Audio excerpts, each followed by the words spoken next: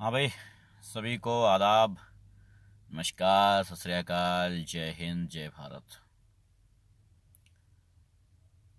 कमाल है ना, भारतवर्ष जहाँ मुसलमान सिर्फ वोटर बन के रह गया था या बन के रह गया है अभी भी। एक ही अल्फाज ने, एक ही शब्द ने, एक ही चाल ने,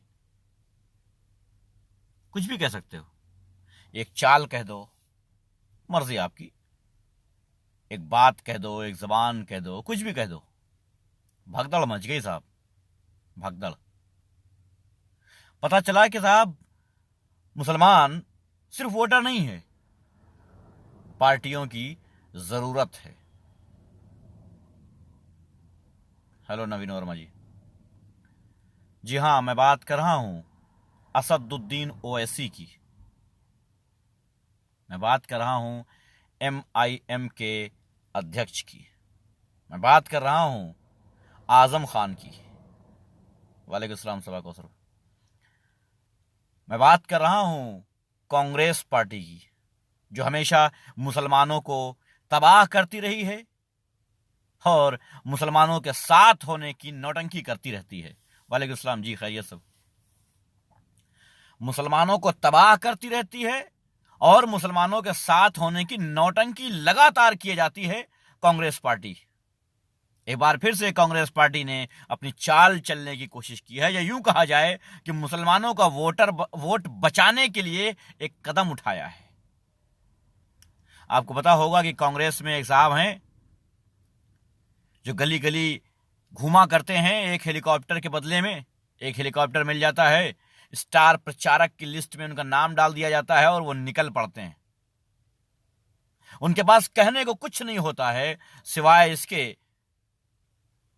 कि फला पार्टी आपका ये नुकसान चाहती है। उनके पास ये नहीं होता है कि कांग्रेस ने आपके लिए ये किया है, कांग्रेस ने मुसलमानों के लिए ये किया है, ये कहने के लिए उनके पास नहीं होता है, लेकिन ये कहने के लिए होता है कि साहब आपको फला नुकसान कर रहे हैं, हम आपके साथ हैं। वालेकुम सलाम भाई, जय भीम। मैं ठीक हूं करीम भाई। कमाल है, असद ओवैसी का एक डायलॉग कह दो, एक बात कह दो, एक कदम कह दो, कुछ भी कह सकते हो अपनी अपनी मर्जी के हिसाब से। एक कदम। आजम खान को अभी तक अखिलेश यादव ने पूछा नहीं था कि कहां हो, किस हाल में हो। हत्ता कि आजम खान की बीवी जब बाहर आई, जबकि वो सपा से विधायिका हैं, जब बाहर आई तो समाजवादी पार्टी का कोई कार्यकर्ता भी नहीं गया उनको जेल से बाहर दरवाजे से रिसीव करने। वालेकुम सलाम भाई, इकबाल मेहर भाई, वालेकुम सलाम। यानी जेल के बाहर से रिसीव करके कोई घर तक पहुंचाने सपाई नहीं गया था। आजम खान को किनारे छोड़ दिया गया था कि उनके हाल पे छोड़ता हूं। अखिलेश यादव बयानों से बचते थे, नाम लेने से डरते थे। वालेकुम सलाम भाई, नाम लेने से डरते थे। कमाल है, क्यों डरते थे? कहीं ऐसा ना हो कि आजम खान का नाम लेने से हिंदू वोटर हमारा खिसक जाए, इसलिए डरते थे। आजम खान को किनारे इसलिए करते थे कहीं ऐसा ना हो कि मेरी मुस्लिम छवि बन जाए, मुसलमान वोट के चक्कर में और सब कुछ चला जाए। कमाल है भाई, हद हो गई। लेकिन असद ओवैसी का एक कदम सिर्फ यही कहा था कि मैं आजम खान से मिलना चाहता हूं और आजम खान से मिलूंगा, सिर्फ ये कहना। वालेकुम सलाम भाई, जी भाई, अरे भाई, सिर्फ इतना कहना था। सबसे पहले तो कांग्रेस ने अपना वजीर भेजा कि जाओ आजम खान के घर जाओ, उनकी बीवी से बात करो, जाओ उनकी खैरियत लो और कहो कि हम मुसलमान तुम्हारे साथ हैं, कांग्रेस पार्टी तुम्हारे साथ है। वालेकुम सलाम नोबेल सिंह सिद्धू भाई, सत श्री अकाल, कैसे हैं? कहो जाकर के कि हम और हमारी पार्टी तुम्हारे साथ है। समझ नहीं आता है इमरान प्रतापगढ़ी किस मुंह से गए होंगे और क्या कहा होगा वहां जाकर के, क्या बताया होगा कि हम क्यों साथ हैं और कैसे साथ हैं और अब तक हम तुम्हारे साथ कैसे रहे हैं। मुसलमानों के साथ कांग्रेस पार्टी कब और कैसे रही है अगर पूछ लिया जाए तो मुझे नहीं लगता कि कांग्रेस पार्टी में कोई एक अल्फाज ऐसा होगा जो बताया जा सकता है कि साहब इस बिना पर हम मुसलमानों के साथ रहे हैं। नहीं है। सच्चर कमेटी की रिपोर्ट उठाकर देख लीजिए, पता चल जाएगा कि मुसलमानों को किस तरीके से तबाह और बर्बाद किया गया है। A to Z फैसले देख लीजिए, छोड़िए सच्चर कमेटी, अपने जहनियत से देखिए, अपनी जहन से देखिए, अपनी सोच से देखिए कि किस तरीके से कांग्रेस पार्टी ने मुसलमानों को सिर्फ और सिर्फ वोटर बना के छोड़ दिया है। वालेकुम सलाम भाई, सिर्फ वोटर बना के छोड़ दिया है। चाहे वो मंदिर का मामला रहा हो, चाहे वो मस्जिद का मामला रहा हो, चाहे वो नसबंदी का मामला रहा हो, चाहे वो शिक्षा के मामले में रहा हो, चाहे वो रोजगार के मामले में रहा हो, कुछ भी, हर बिना पे कांग्रेस पार्टी ने हमेशा मुसलमानों को जड़ से काटने का काम किया है, सामने से नहीं किया है। पीठ पे छुरा भोंकने का काम किया है हमेशा से। लेकिन खैर, इमरान प्रतापगढ़ी एक हेलीकॉप्टर मिल गया होगा या फिर गाड़ी से ही चले गए होंगे, हालांकि हेलीकॉप्टर के बड़े शौकीन है वो।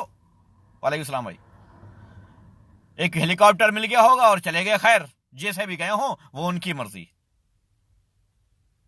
पहुंच गए साहब, मुलाकात कर ली। कहीं ऐसा ना हो कि आजम खान से मुलाकात हो जाए असद ओवैसी की, कहीं ऐसा ना हो जाए। ये तो छोड़िए साहब, ये तो बाहर के लोग हैं, अपनों को पूछिए। अखिलेश यादव समाजवादी पार्टी के राष्ट्रीय अध्यक्ष महोदय, पूर्व मुख्यमंत्री, भविष्य में बनने वाले मुख्यमंत्री साहब, कमाल है। आजम खान का नाम लेने से बचने वाले, आजम खान के बात ना करने वाले। आजम खान की बीवी जब रिहा हुई हैं तो उनको जेल से किसी समाजवादी पार्टी के कोई कार्यकर्ता तक रिसीव करने नहीं गया। बाइकाट, आजम परिवार का पूरा बाइकाट। आप लोगों को यह मालूम होना चाहिए कि समाजवादी पार्टी में फूट पड़ने के बाद कम से कम दूसरे नंबर के नेता आजम खान थे। दूसरे नंबर के नेता आजम खान थे। लेकिन साहब बाइकाट कर दिया गया। वालेकुम सलाम भाई, वालेकुम सलाम। बाइकाट कर दिया गया क्योंकि वो मुसलमान थे, और कहीं ऐसा ना हो कि ये देख लिया जाए, कहीं वोटर्स ये ना देख लें कि साहब ये मुसलमान है और इसके साथ अखिलेश यादव है, हम अखिलेश यादव को वोट नहीं करेंगे क्योंकि ये मुसलमान के साथ हैं। अखिलेश यादव को डर था और जानते थे कि मुसलमान को तो हम बेवकूफ बना ही लेंगे लास्ट तक, और मुसलमान बन जाएगा बेवकूफ। हमेशा से जैसे मुसलमान एक वोटर बन के बेवकूफ बनता रहा है वैसे ही बन जाएगा। ऐन वक्त अखिलेश यादव जवानी तेरे नाम, ऐसा ही कुछ नारा है ना हमारे समाजवादी पार्टी के भाइयों का, है ना, अखिलेश भैया जवानी तेरे नाम है, जवानी कुर्बान तेरे नाम। अपने माँ बाप पे जवानी ना कुर्बान करने वालों, अखिलेश भैया पे जवानी कुर्बान कर दो। माँ बाप कटोरा लेके भीख मांगे और तुम चले जाओ अखिलेश भैया पे अपनी जवानी कुर्बान करने। यही देखना बाकी रह गया था तुम्हारे माँ बाप को, इसीलिए पैदा किया था, इसीलिए तुमको पाल पोस के बड़ा किया था कि अखिलेश भैया के ऊपर कुर्बानी देना है तुमको, है ना, यही करना था शायद।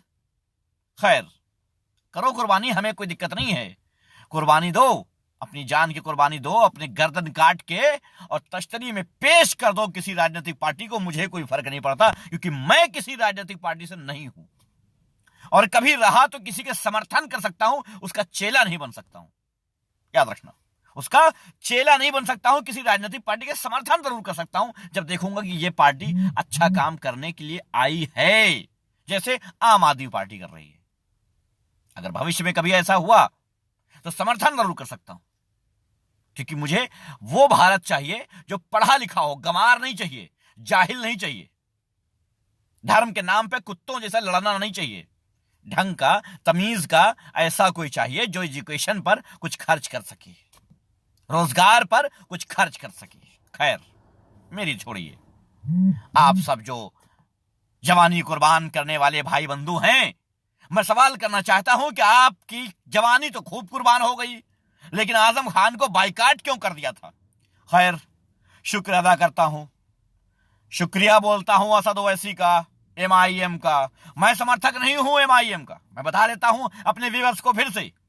जो लोग ये सुनते होंगे सोचते होंगे अरे ये तो मुसलमान है और एमआईएम का समर्थक है। पहले बता देता हूं, मैं किसी राजनीतिक पार्टी के समर्थक नहीं हूं, लेकिन जो सच है, जो हक है, वो कहना मेरी आदत है, आदत में शुमार है, मजबूर हूं, कह के छोड़ूंगा। असद ओवैसी का एक डायलॉग कह दो, एक बात कह दो, कुछ भी समझ लो अपने हिसाब से आप। सिर्फ ये कह देना, सिर्फ ये कह देना कि हम आजम खान से मिलना चाहते हैं और मिलेंगे। अखिलेश भैया तो दौड़ते हुए पहुंच गए साहब। भैया अचानक ऐसा क्या हो गया? कल ही तो ओवैसी ने कहा था कि हम मिलना चाहते हैं, आज ही अखिलेश यादव के सारे कैंसिल हो गए प्रोग्राम और साहब दौड़ के सर पर ट्रक के पहुंच गए। एक ही फॉर्च्यूनर से जल्दी से दौड़ के पहुंच गए। खैर कोई बात नहीं, पहुंच गए। ऐसा क्या हो गया भाई? कहीं ऐसा तो नहीं कि यूपी में मुस्लिम वोट खिसकता हुआ नजर आ रहा है समाजवादी पार्टी को? कहीं ऐसा तो नहीं कि मुस्लिम की आंखें खुलती हुई नजर आ रही हैं समाजवादी पार्टी को?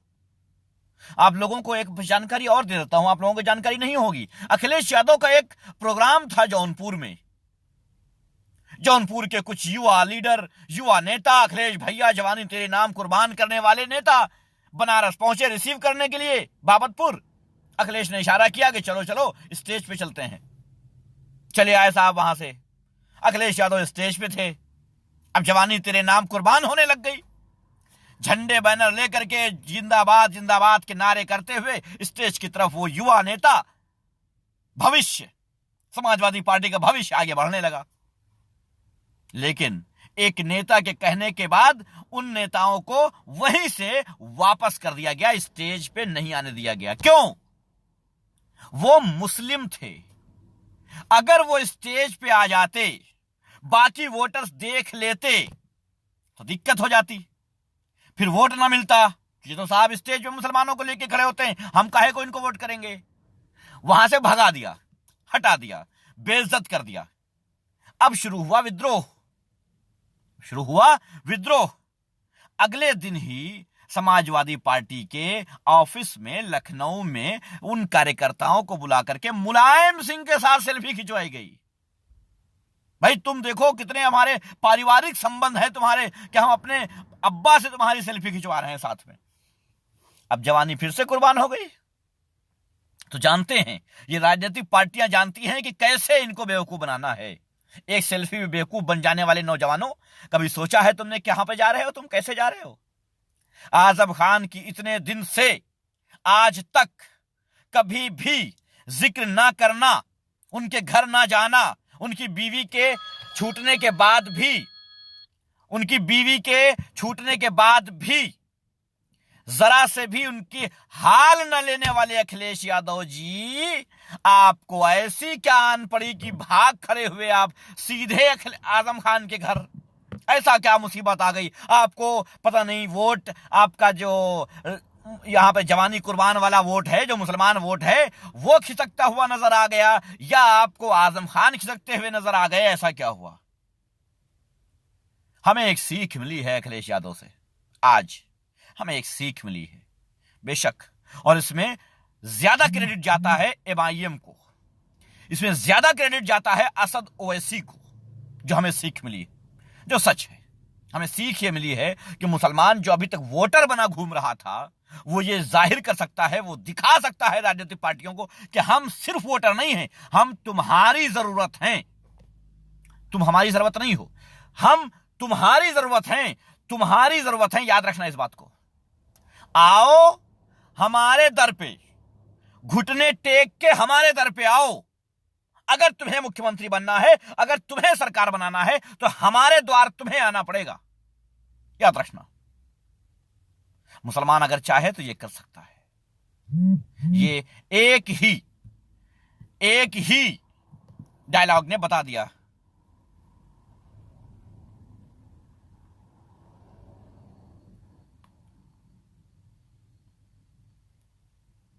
एक मिनट बस।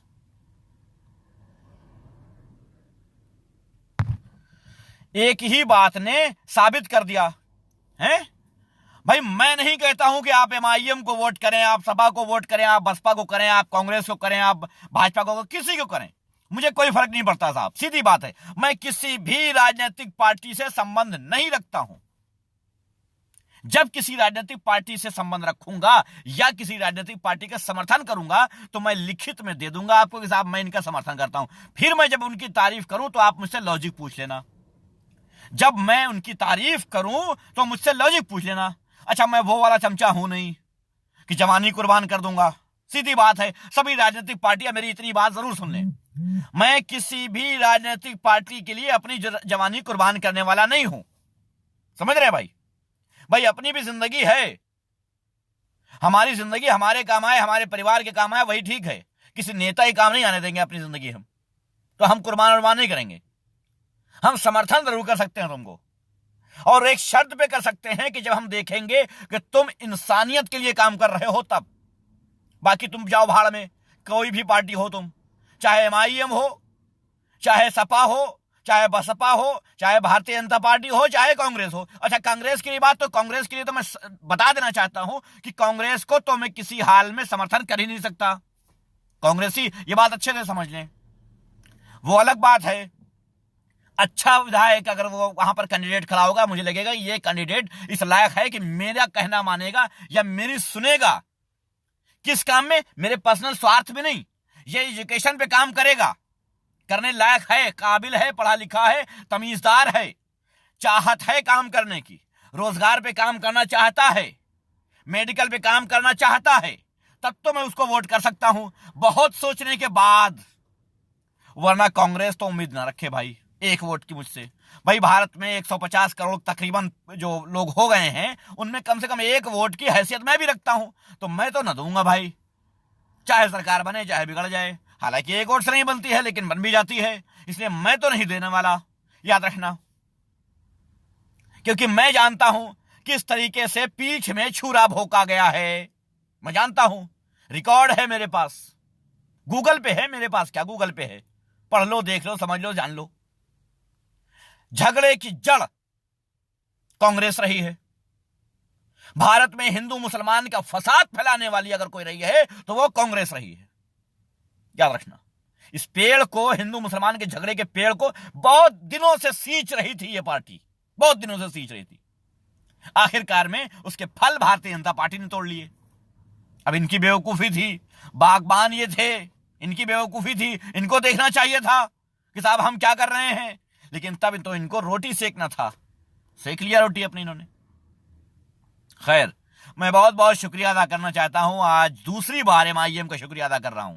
एक एमआईएम का और असद ओवैसी का शुक्रिया उस दिन मैंने अदा किया था जिस दिन हैदराबाद में बाढ़ पीड़ितों को जिस तरीके से ये राशन बांट रहे थे, वो मैंने देखा था, उसमें शुक्रिया अदा किया था। और एक शुक्रिया आज मैं अदा कर रहा हूं असद ओवैसी का, कि उन्होंने ये बताया, उन्होंने ये समझाया कि तुम सिर्फ वोटर नहीं हो, तुम उनकी जरूरत हो, और यह साबित हो गया है।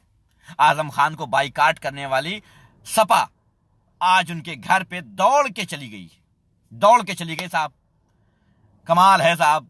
अब जवानी कुर्बान करने वाले हमारे मुसलमान भाई ये बता दें, लॉजिक कोई हो अगर, कि अभी तक उनके कान में तेल पड़ा हुआ था, रुई लगी हुई थी, एयरफोन लगाए हुए थे, क्या था जो नहीं समझ पा रहे थे आजम खान की परेशानियों को, आजम खान की दिक्कतों को नहीं समझ पा रहे थे, आजम खान नजर नहीं आ रहे थे, तब भी सोचे होते भाई नजर नहीं आ रहे हैं, कहां गए हैं? इतनी बड़ी यूनिवर्सिटी बर्बाद और तबाह की जा रही है, ना बोले अभी तक, उफ ना किया, मीडिया में बोलने से बच रहे थे, भाग रहे थे। अब क्या हुआ? अचानक से घर जाने की क्या जरूरत आन पड़ी भाई?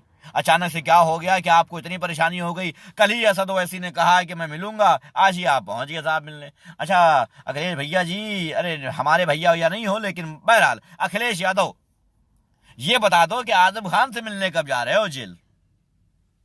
कब जा रहे हो जेल? और ये मैंने सुना धरना प्रदर्शन वगैरह होने वाला है,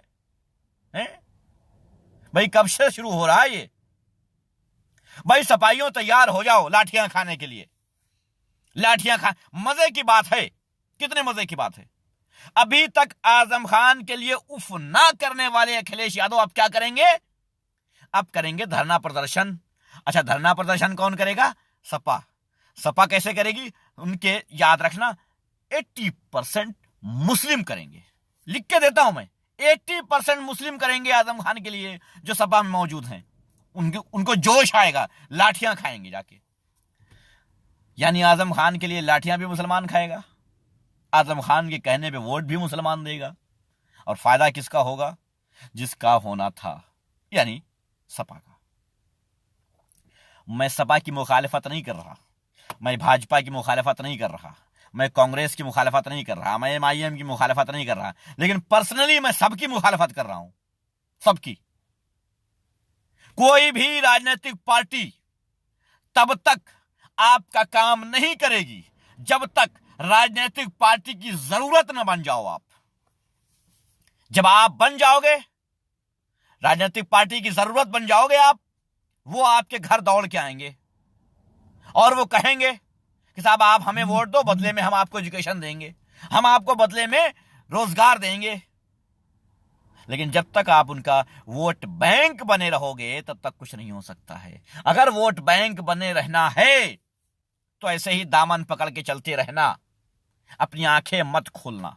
लेकिन अगर वोट बैंक नहीं बनना है, अगर आपको जरा से भी तरक्की करना है, अगर जरा से भी आपको अपने बच्चों को आगे बढ़ाना है, तो याद रखना, अब समझ जाना।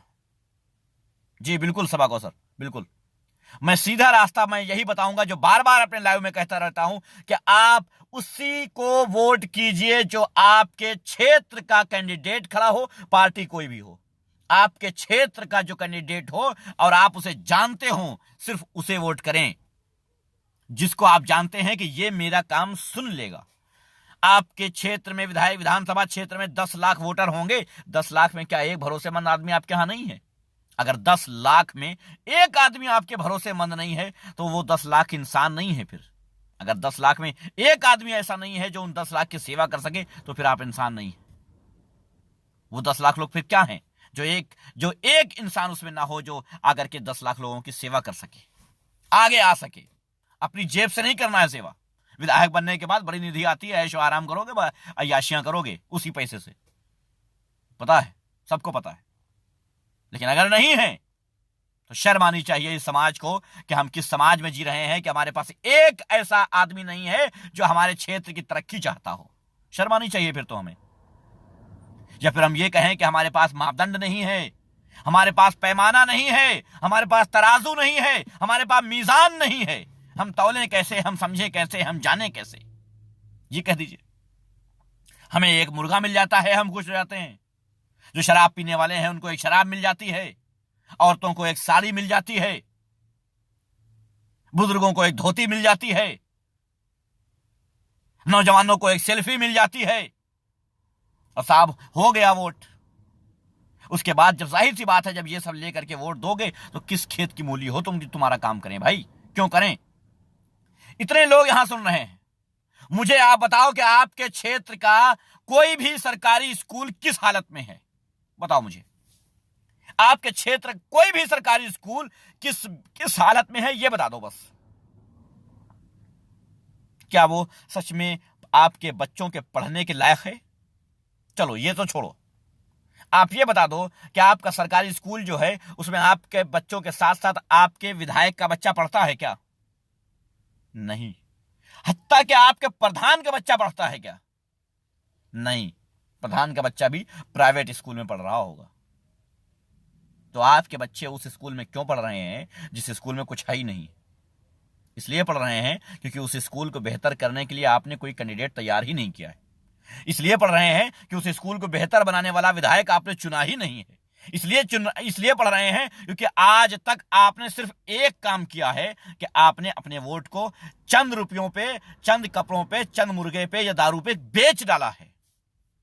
इसलिए आपकी तरक्की कभी नहीं हो सकती, मुमकिन ही नहीं है। आपकी तरक्की मुमकिन ही नहीं। कैसे होगी आपकी तरक्की? आपने वोट बेच दिया था। आप किस मुंह से जाएंगे विधायक से ये कहने कि हमारे स्कूल में टीचर नहीं है?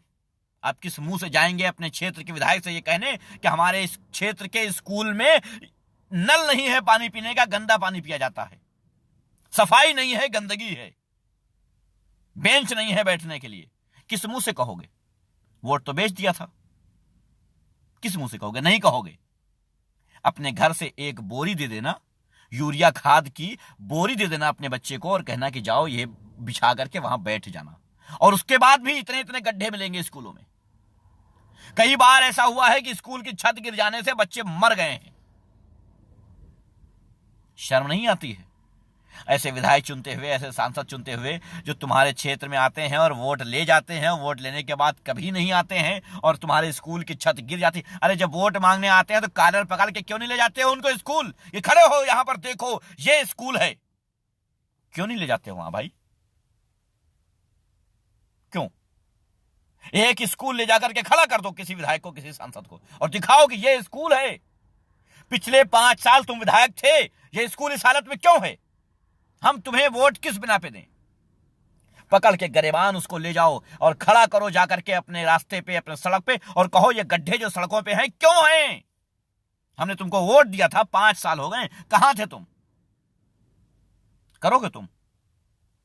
लेकिन नहीं साहब, हम वोटर्स गजब के नमूने हैं, सीधी बात है। हम वोटर्स गजब के नमूने हैं। हम पहले ही बिक चुके हैं। विधायक को पता है फला गांव में इतने % मुसलमान हैं, इतने % हिंदू हैं। अगर हिंदू कार्ड खेला तो इतना वोट मिल जाएगा और मुसलमान कार्ड खेला तो इतना मिल जाएगा। खेल दिया हिंदू मुसलमान कार्ड, हो गई तरक्की आपकी। यही होना है भाई, इसी पे होता है।